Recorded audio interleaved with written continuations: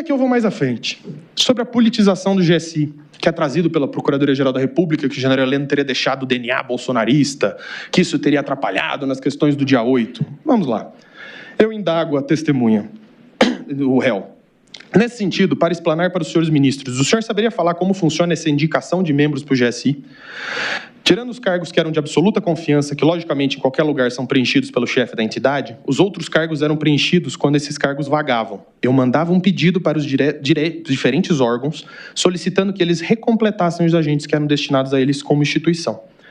Eu indago, só para entender. Por exemplo, se algum militar vinha da aeronáutica, exército ou marinha, quando essa vaga do militar vagava, era disposta novamente a força para indicar um substituto? Que ele responde, nem eram as forças às vezes, era a polícia militar. Eram pedidos a diferentes órgãos, principalmente do DF. Esses servidores se integravam ao GSI e passavam a participar das atividades do GSI. Essa quantidade de servidores era exatamente por conta das viagens presidenciais que eram preparadas pelo GSI.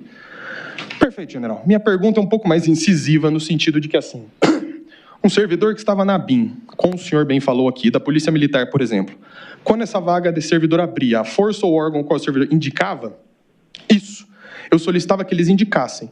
Nunca devolvi alguém ou julguei que aquele servidor não era capaz de cumprir a missão. Sempre fui muito bem sucedido com as indicações dos diferentes órgãos, mas eu fazia questão de prestigiar essa indicação e tinha muita confiança.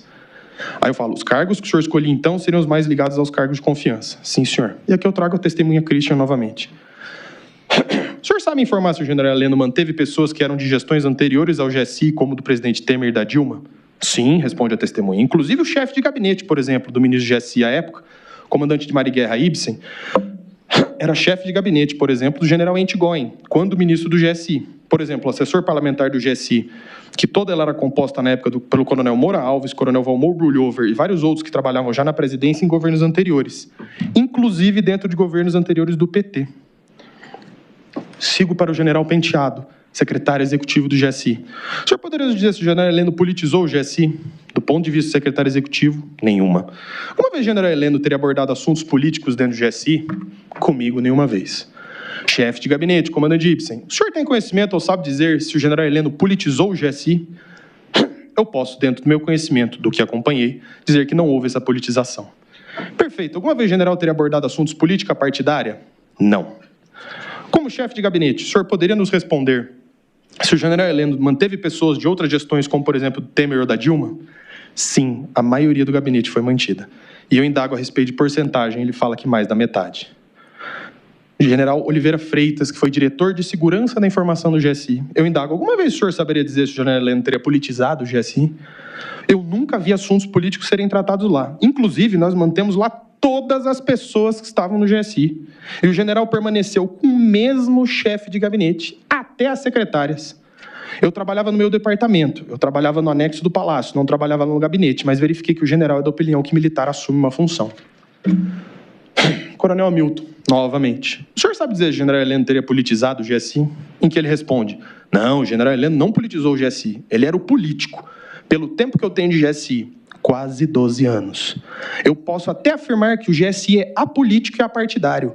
Eu nunca observei, e aqui esse exemplo que ele traz é muito curioso, o GSI fazer parte de reforma ministerial e nem contar fazer parte de cota de qualquer partido na esplanada. Segue a testemunha. Me lembro que uma vez o general Heleno, em palestra no GSI, deixou isso claro. Ele disse que, pela proximidade... 10 horas. Repita. 10 horas. A gente segue acompanhando a defesa do general Augusto Heleno, que nega o uso irregular da ABIN, também indica um afastamento do general do presidente Jair Bolsonaro em determinado momento, da sua história, mas a expectativa hoje é para a apresentação da defesa de Bolsonaro daqui a pouco também. 10 horas em ponto. Repita. 10 horas. Seguimos acompanhando o segundo dia de julgamento do núcleo central da suposta tentativa de golpe com a defesa do general Augusto Heleno. E a partir de agora já com o Morning Show aqui na Jovem Pan. Falando da defesa do general Heleno, eram funcionários de menor escalão, sem acesso direito ao núcleo decisório. Eu vou deixar aqui a tabela para vossas excelências verem. O Ministério Público alega que nós trouxemos testemunhas de baixo grau hierárquico. Nós temos só o vice-presidente da República, o ministro da Saúde, Diretor da Segurança Presidencial, que é o responsável por toda a segurança do presidente. O coordenador de viagens e eventos da PGR, da Procuradoria da República. E aqui, os senhores ministros compreendem muito bem, mas vamos lá. Nós temos o GSI, nós temos o ministro, o secretário executivo, o vice dele, que seria o secretário executivo adjunto, o chefe de gabinete e os assessores especiais. Então, nós temos como testemunha o secretário executivo do GSI, o secretário executivo adjunto, o chefe de gabinete, o assessor especial de comunicação e o coordenador das relações institucionais da ABIN. Baixo escalão, excelências? Só se eu trouxesse o presidente Bolsonaro para falar quem. Eu acho que somente ele seria o superior. E aqui, esse ponto é muito interessante. Do punhal verde e amarelo. O Ministério Público traz uma mensagem de texto encaminhada ao general Heleno e um documento no qual ele seria o chefe desse imaginário gabinete de crise. E aqui é interessante. Mas o general Mário Fernandes enviou ao general Heleno uma mensagem pedindo que fizesse um vídeo de apoio às pessoas que estavam nos quartéis. O general respondeu? Esse vídeo existiu? Esse vídeo foi vinculado? O general Heleno conversa com o general Mário Fernandes? Porque nós sabemos que a Polícia Federal sabe exatamente o que tem naquelas provas. E selecionou a dedo a criar uma narrativa que coloca a general Heleno nessa suposta trama. Porque nós trouxemos as provas aqui, não os IPJs. Por que a Polícia Federal não trouxe resposta? Porque não há. Por que a Polícia Federal, junto com o Ministério Público, não trouxe as conversas de general Heleno que estaria junto na questão da trama golpista? Porque não há. Excelências, papel aceita tudo. Recentemente, nós vimos um julgamento neste mesmo Supremo Tribunal Federal, onde o ministro Alexandre de Moraes teria feito uma ordem de prisão para si próprio. Mas foi o ministro Alexandre que fez a ordem. Está no papel. Ou esse papel foi feito por alguém que não o ministro Alexandre? Então, com todas as vênias da Procuradoria-Geral da República, mas porque no papel está escrito que ele seria o chefe do gabinete de crise, quer dizer que ele tinha conhecimento? Quer dizer que ele participou da confecção desse documento? Então agora, se existir uma mensagem enviada a algum ministro, faça um vídeo para apoiar os QGs, esse ministro estava envolvido? Não houve resposta, não tem diálogo, não tem participação, não tem absolutamente nada. E aqui eu parto para outro ponto bem interessante da denúncia, que seria as reuniões no Palácio da Alvorada, onde se debatem essas minutas golpistas. Indago ao general Freire Gomes. General, as minhas perguntas são objetivas. Primeiro, o general Heleno alguma vez abordou o senhor, com o senhor ou sobre o senhor que seja, sobre uma minuta de estado de exceção em posição de algum estado? Jamais. Testemunha segue. Eu pergunto, alguma vez o general participou de alguma reunião onde foi abordada a minuta golpista, ou mesmo sobre ruptura institucional na qual o senhor participou? Também não. Aí eu vou além. Eu falo, algum militar com o senhor, falou com o senhor que o general Heleno teria conversado, convocado o referido militar a participar dessa imposição de estado de exceção? Também não. E aqui, excelências, é curioso, porque o general Heleno é tido como a referência das Forças Armadas brasileiras. Um ídolo, um homem a ser tido como exemplo. Não há um único militar nesse país que não saiba da importância do general Heleno para a estrutura das Forças Armadas. E ele não falou com ninguém. Freire Gomes foi seu cadete na academia. Eles se conhecem. Ele não foi falar, sendo que o principal entrave, o que o Ministério Público traz, que teria evitado o golpe, foi o comandante do Exército. E o general Heleno não falou com o comandante do Exército? O general Heleno não falou com ninguém para ir falar com ele? O próprio general Teófilo também não? Com quem o general Heleno falou, então? Quem dentro das Forças Armadas, general Heleno, conversou, apresentou a minuta ou pediu apoio? Ninguém. E aqui eu sigo com o testemunho Brigadeiro Batista Júnior. Primeiro, o general Heleno esteve presente em alguma das reuniões feitas entre então presidentes dos ministros? Não, senhor. Ele segue, eu sigo perguntando. Considerando que Vossa Excelência chamou o general Heleno para falar de sua posição sobre questões no dia 17 de dezembro de 22 no ITA, eu pergunto a Vossa Excelência se alguma vez foi abordado pelo general Heleno para falar sobre o assunto de ruptura institucional. Não, senhor. O senhor em algum momento foi pressionado pelo general Heleno a aderir à imposição de estado de exceção? Não, senhor. E aqui eu explico. No dia 17 de dezembro de 22, o general Heleno estava na formatura do ITA, do seu neto, onde Brigadeiro Batista Júnior conduzia a formatura e fez seu discurso de despedida, quando o presidente liga para o general Heleno e pede que retorne a Brasília. O Brigadeiro Batista Júnior, que tinha participado das reuniões, que estava se sentindo pressionado, como alega nessa questão de ter entrado, de não ter entrado nessa suposta trama, chama o general Heleno numa sala reservada e fala: como o senhor vai ter reunião com o presidente, avise que a aeronáutica não vai embarcar nisso. E o que o brigadeiro fala, que o general responde, que ele fica atônito e desconversa. E aqui eu indago a vossas excelências. Se o senhor não participa, se o senhor não tem conhecimento, se o senhor não está envolvido, a pessoa chega para você e fala assim: avisa o presidente que eu não vou embarcar em golpe nenhum. Quê? Oi? Não, isso não tem nada a ver. Não, conversa. E o brigadeiro Batista Júnior fala que durante o voo, o general Heleno foi acompanhando ele na cabine. Não foi tratado sobre o assunto. E não sou eu que estou falando. Quem fala isso é o próprio brigadeiro Batista Júnior.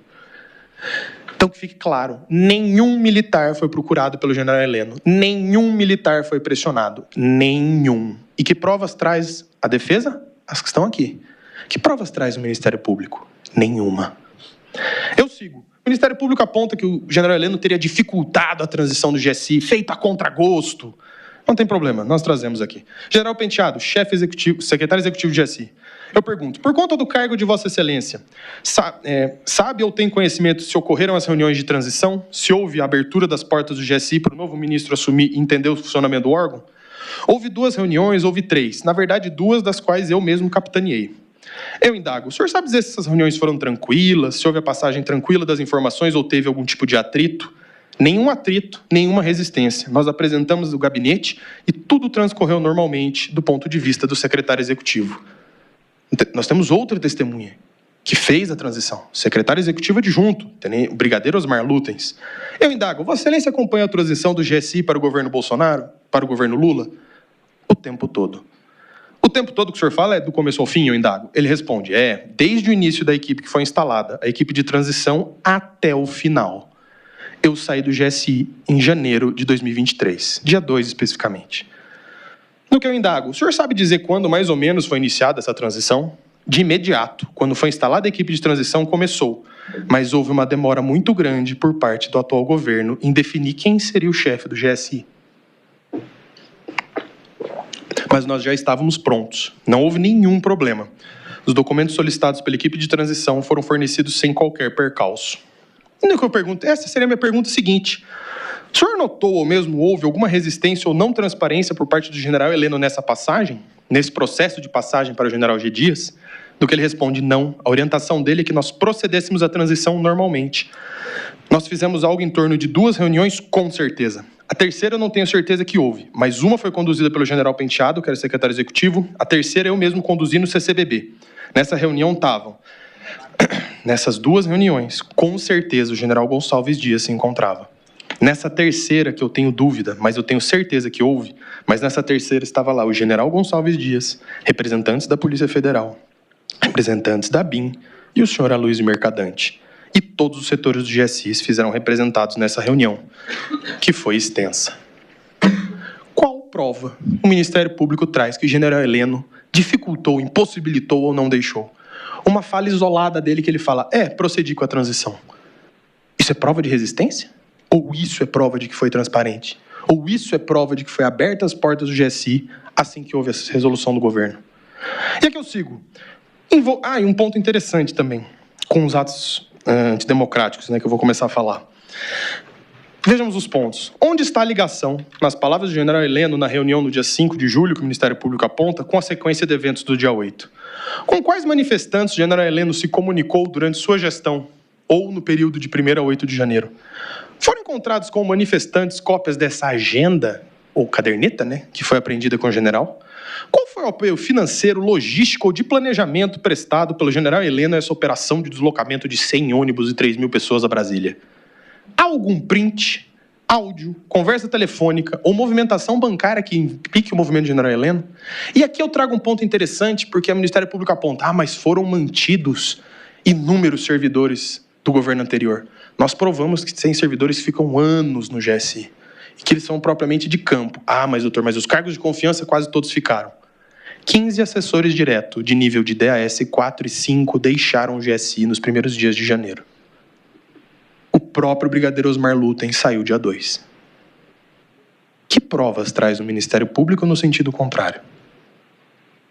Ou somente alegações? Sobre a BIM paralela, não há dúvidas ainda que Augusto Heleno tinha plena ciência da configuração da BIM paralela e acompanhou as atividades dessa célula de contra-inteligência.